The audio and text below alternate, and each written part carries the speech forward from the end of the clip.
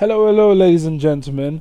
Welcome to another episode of the Bartender Reacts. I am your host, the Bartender, aka Mr. No Adeoye, here to react to another lyrical. Here to give you another lyrical breakdown. Now, you're probably wondering, why is my hat like this? Like, no, this ain't how they wear hats. And I'm telling you, you ain't hip hop. See? Do you know what hip hop is? Okay. I saw this in Bob's Burgers. I don't know.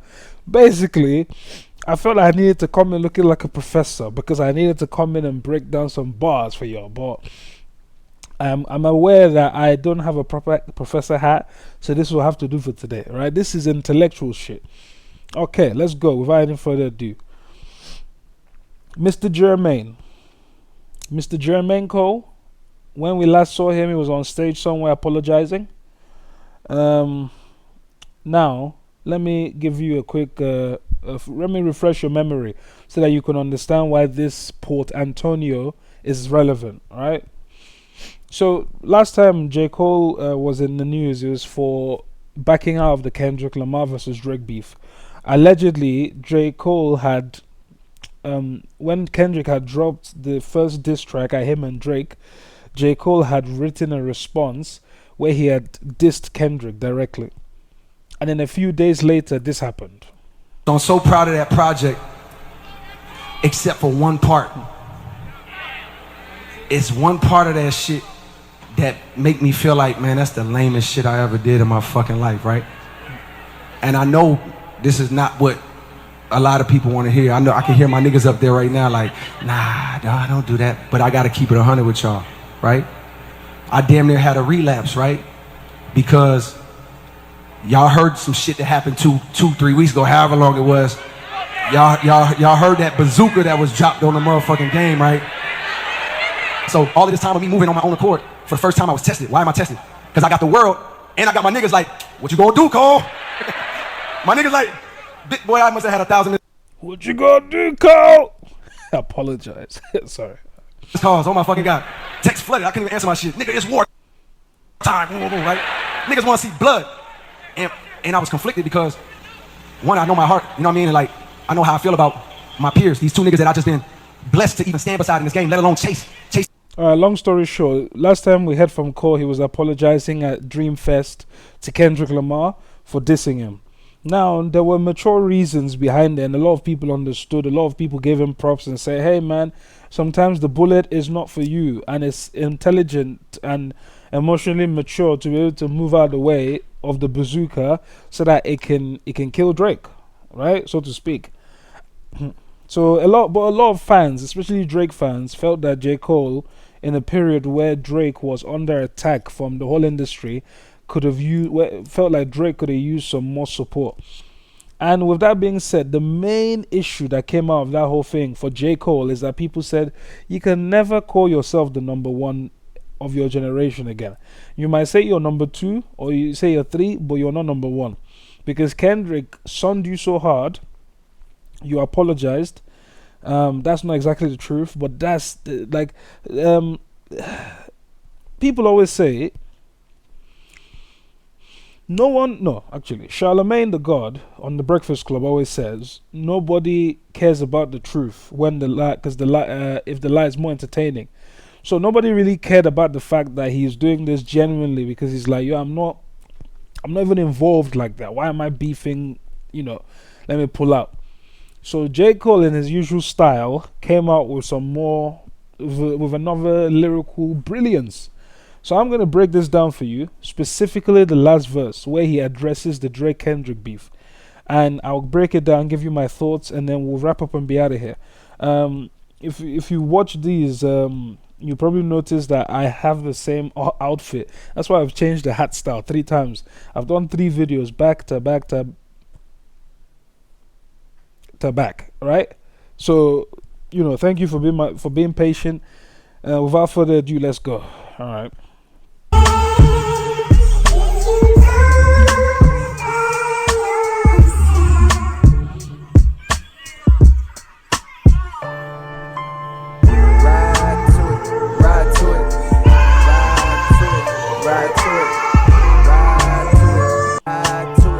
Church church, but my eyes was on the sparrow. Minimum wage jobs for the narrow, but still my mind was on a zero.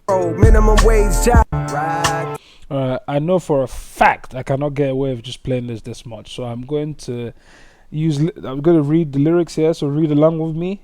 Go on, read with me, read with me, read with me. All right, read with me, and then when we get to other parts, I'll play so you can hear the cadence and how he's saying the stuff. Okay, okay.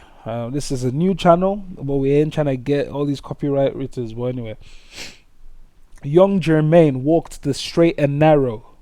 Okay, young Jermaine was a good boy. Minimum wage jobs for dinero. Okay, minimum wage jobs for money. But still my mind was on the zeros. Not sure about that one. Gonna have to ask another professor. Alright. I fiend for the perks that was seen flipping birds. Huh. He fiends for the perks that was seen flipping birds. Alright, so the perks. He fiends for the perks that was seen flipping birds. So he's fiending for the perks such as cars, money, flash, that was seen flipping the birds. The birds in this context are the women. So he's fiends for the things that he saw the people in his neighborhood used to impress the women growing up. So we was skipping church, but my eyes was on the sparrows. So they were skipping church to go be naughty, you know, to go try and get on involved. J. Cole better not claim he was selling drugs here. J. Cole. Alright. Niggas flipping pies, drugs. You know, niggas flipping pies, drugs. Spending thousands on apparel, okay, to impress the girls. Shit, I want to shine too. I want dimes too. So he's still, that's what he was saying. He's looking to impress the women, so he also wants the things the people impressing him had. Jealous niggas want to know just how my rhymes blew. Meno, Imeno, I'm Bono, I'm you times two. Yay, I don't know what that means. Okay. Now I'm bougie, I grew the fountain blue. I'll cheat. Okay, I'll cheat. Okay. So he's outgrown this hotel. Thank you, Rap Genius. I appreciate that. So he's bougie now. So he's outgrown these places he would stay when he was at the start of his career. Okay, but never forgot the spot where I developed my plot to dwell at the top, the Ville.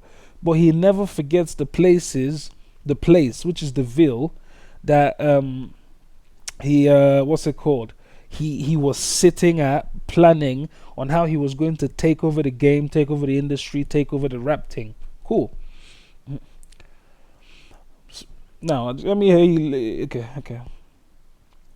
Where all my skeletons locked, if I could do it all over, then I never would swap. I've seen good, I've seen bad, had my melanin mocked. Okay, you know, they're calling them biracial. Okay. I've seen life lot, bro. It's funny when people say that, you know, because when I was younger, being my skin hue, Mr. Miyagi, being my skin hue used to be laughed at when I was a kid. So it's funny to always, as I get older, to hear the light skinned people say their skin hue was also getting them mocked. So who the fuck wasn't being mocked? If the light skins were being mocked for not being black enough, and the blacks were being mocked for being too black, doesn't mean it was only the middle ground brown motherfuckers who were getting away with it. Anyway, I've seen lifelong friends turn to devilish ops. Ooh. I was Mike in red leather, like Michael Jackson in red leather, trying to tell him to stop. You better beat it before you see the heavy metal get popped. Bro, this guy, bro. I need you to hear how he says that, please. Blue, mono, I'm Bono, I'm you times two. Now I'm bougie, I done out. Let me just go back to something, sorry. You see, sometimes when you hear them say it makes way more sense. So, just to go back here, because I ain't no punk now. I'm a professor of this, you know, a professor of lyrics. Alright, so he says, Mano y mano, I'm Bono, I'm U times 2. Bono is the lead singer of, you guessed it, U2. I need to get hold of it. Okay, U2. So he's saying he's, you know, times 2. So yeah, that was why. So let's go back. Sorry about that. I want you to hear how he says this part. Because the boy is my melanin mocked. I seen lifelong friends turn to devilish ops. Right here. I was Mike in red leather trying to tell him to stop. You better beat it before you see that heavy metal get popped. Okay, so you better beat it before you see that heavy metal get popped. So he was telling his friend, hey, it's not necessary. Stop. Don't do it. And the friend says to him, you beat it before you see that red metal get popped. So he's playing with these Michael Jackson references here. It's like Mike in red leather. You know, don't stop till you get enough. Beat it. So he was a mean ass wing with a hell of a shot. But if no team draft king, he gonna bet on the block. So DraftKings is a betting website. It's a gambling website, very popular in the USA. So J. Cole is saying, if no team draft king, wordplay, he gonna bet on the block. So this guy, his friend, if no team ever drafted him, oh yeah, he was a footballer. He was a mean ass wing. So he was a footballer. He was very good at football with a hell of a block. But if no team draft king, because DraftKings is mostly sponsoring NFL type things, right? This boy's good. He gonna be on the block. So if no team drafted this young king, who's my friend, he will end up selling drugs on the block. That's very sad. He wanna ball till he fall or till the federals knock, and sit his ass on a bench for moving careless with rock. So moving careless with rock, you know, the crack rock and that. You can't relate lest your father was not around. I don't have a joke. The jokes are overdone. Yeah, a lot of people's fathers were not around. So you can't relate lest your father wasn't around, and your mother went out and found someone else and then brought them around. And their salaries then combined when they married, they brought you out of that poverty. Then you moved to a soft little part of town. See, J. Cole is the only person who says a you can't relate statement that progressively gets privileged. And I'll tell you why.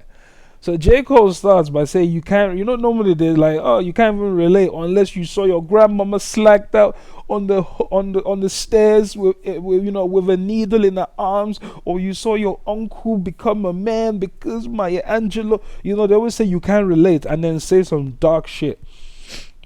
So you can't relate to these bars unless you ever saw somebody you love get shot in the head one time. J. Cole says you can't relate. So you're like, okay, first half of the match. You can't relate unless if your father wasn't around. So you're like, oh shit, okay. All right, cool. I see the struggle. Then he says, and your mother went out. You're like, uh-oh. His mother went out to do what? To get drugs? To sell pussy? And your mother went out and found someone else. So she got back into a stable relationship. So Cole is like, hey man, you can't relate to me if your dad didn't leave you and the hood is like, and your mama went out,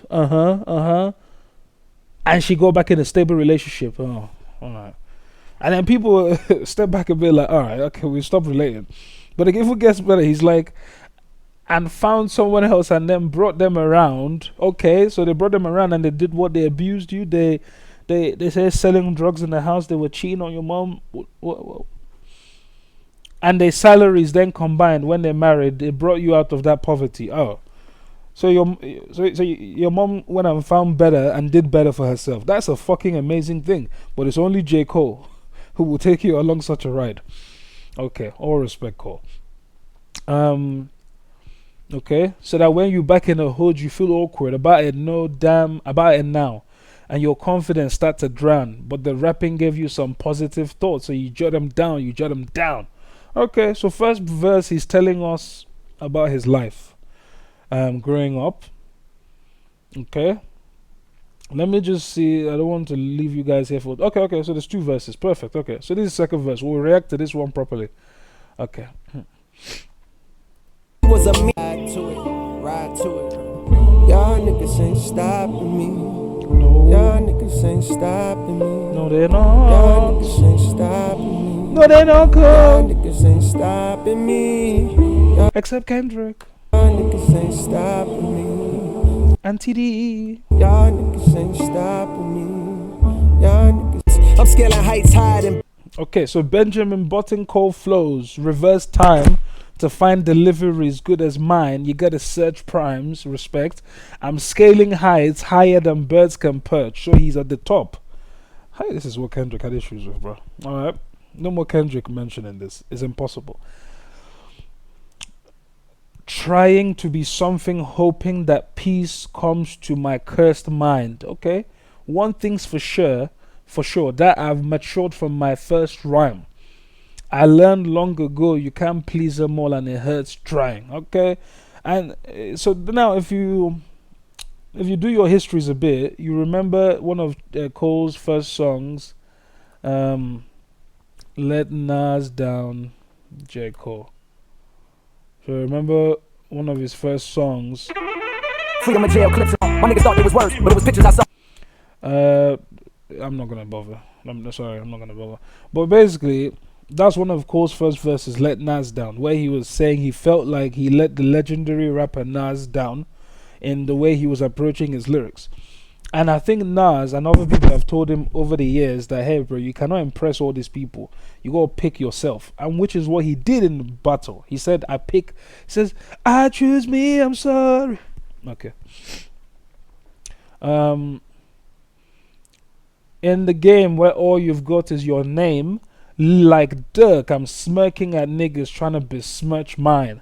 Absurd time. I want you to hear this part. Birds can perch trying to be something, hoping that peace comes to my cursed mind. One thing's for sure that I've matured from my first rhyme. I learned long ago I'm smirking at niggas trying to besmirch mine. Absurd times, with a fake get told it is wise. I can see hate in both of your eyes, but the third's blind. Okay, I just like the way he layers his lyrics. In a future episodes, I would like to analyze them more, but I like the way he layers it.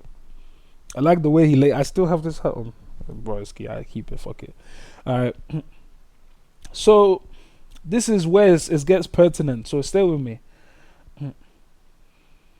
I can see hate in both of your eyes. I'm assuming he's talking to Drake and Kendrick.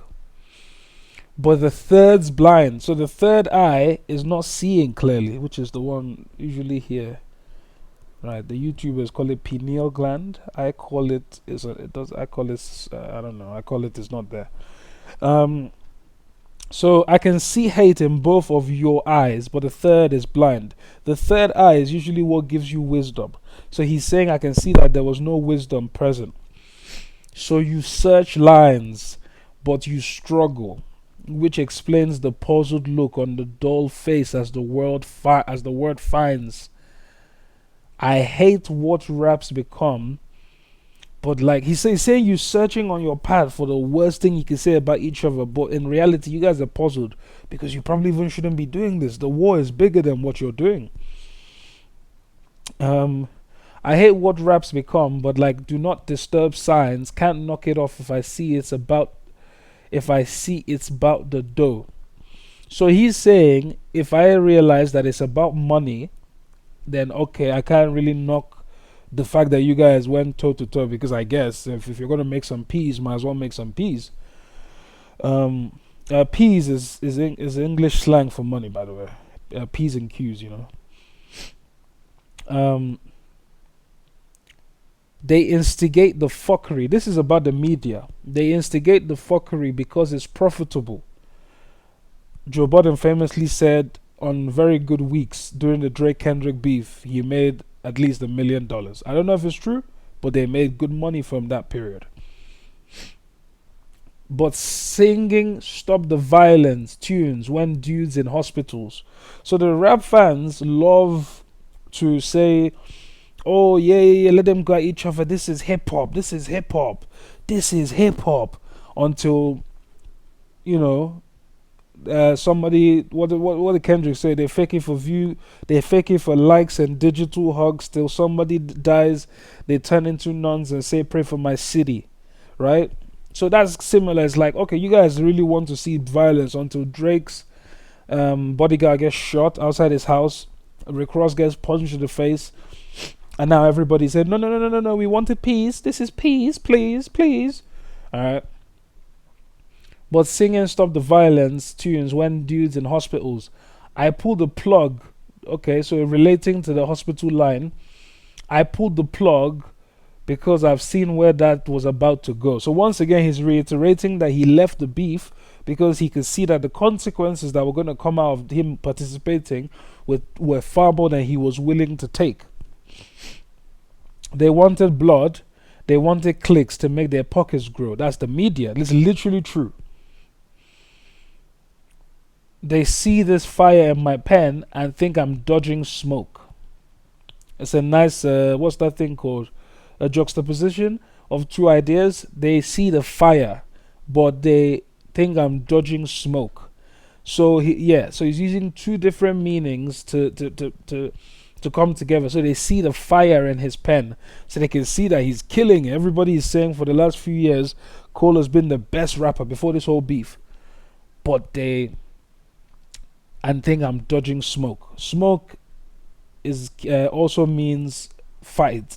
If somebody says, "Yo, you're dodging smoke," that means you're dodging a fight. You're dodging beef. I wouldn't have lost the battle. This is where everybody got vexed. You can't say that. You can say whatever you want, but you can't say that without expecting like people to go at you and say, "Are you crazy, fam?" Like, what do you mean? I wouldn't have lost the battle, brother. Don't talk about it. You bowed out of it. But I gotta be fair here. Okay, I wouldn't have lost the battle, dog. I would have lost a bro. I would have gained a foe, and all for what? Just to attain some more. So what he's saying there is, I would have lost a bro being Kendrick, because they were already friends before the battle. I would have gained a foe. The foe would be Drake, because they were not friends, but they were industry friends at that point. Drake was assisting him, putting money in his pocket. Not that J. Cole needed the money, but Drake literally gave J. Cole his first ever #1 song with first person shooter. So Drake clearly was assisting him in some ways. So he's saying not he would have lost a brother in Kendrick. He would have made a new enemy in Drake, and all for what? Just to attain some more money. So he's saying, if the capitalist reason to fight is just for more money, then I'm not involved. Props from strangers that don't got a clue what I've been aiming for. That's the internet. We're the strangers. Since the age of 14, Jermaine is no king, if that means I gotta dig up dirt and pay the whole team. So now he's going back at Kendrick and Drake, because during the beef, both parties were digging up rumors and lies about each other on some rumors and unsubstantiated evidence on each other, and using them as facts, such as Kendrick saying certified pedophile, what? Okay, and Drake saying Kendrick used to beat up his wife, and Drake saying Kendrick, the father of Kendrick's children, is his best friend rather than him. So big rumors, right? If that means dig up the how long time is this? Okay. On social media, competing for your favorable memes to be considered best or alive and rest, the weight of both things. I understand the thirst of being first that made them both swing. So now he's being introspective. He's saying, I understand why Drake and Kendrick felt the need to fight. They want to be first. It's legacy. Whoever wins this is going to be seen as a legend for life. And even if you don't win, participating gives you some legacy because it means you're tough. So I can see why they did that. So lines got crossed, perhaps regrettably. My friends went to war I walked away with all their blood on me. No, you fucking did. I'm not meant to swear. No, you did not. No, you did not, bro. Bro, what do you mean you left with what? Okay, I'm being fair here. Cole, you did not leave with any blood on you. Matter of fact, you didn't even live with saliva. You didn't even live with nobody spat in your direction and it hit you. You didn't even live with your shirt torn. Cole, there was no evidence of a fight. If somebody had seen you moments after the scene of the fight had occurred, they would have thought you just came from the movies, my brother. Ain't nobody in their right mind thinking, oh my God, Cole, what has happened? You look fine. What do you mean you left with blood on you? Now, some will discredit me, try wipe away my pedigree. They can never wipe away your pedigree, my brother. You're good. But please, find a nigga out that's rapping this incredibly. Kendrick is. Sorry. My dog texted me. I'm only laughing because I've seen some people cover this part and it was funny. My dog texted me. I'll share. Okay, Cole is going to share with us.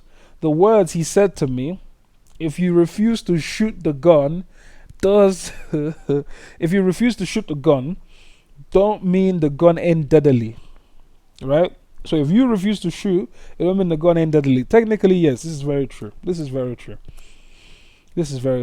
However, in this situation, yeah, you can be right, but yeah. I guess in that metaphor, hypothetically, the gun is me.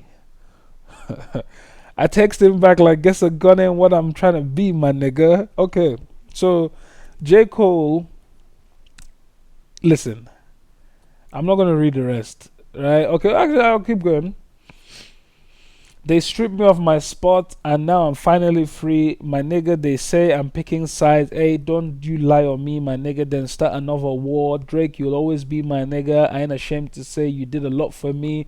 Okay, so this is basically Cole just say, hey, just to be clear, I'm still friends with you. I can still come to dinner, right? Yes, Kato, cool. And you, sir, we're still cool. We ain't friends. I know you ain't been picking up my messages or listening to my voice notes, but we're still cool, right? I didn't insult you. I didn't fight. Yeah? So this is Cole basically say, hey, just want to make sure we're all good. I know all this happened. I walked away with your scars, your blood, your memories. Yeah, nigga. No. But I hope we're all good. This is what I got from this. J. Cole is an amazing rapper. But when it comes to the realm of battle, mano a mano, facing each other, I would have to say, Cole, you are not. Where is it? So let me say that again because it sounded cool in my head. Alright, so Cole, when it comes to the idea of bar to bar, mano a mano, unfortunately, not you two. Thank you for listening to The Bartender. Break down these lyrics of Port Antonio by J. Cole. Hope you enjoyed this. Peace.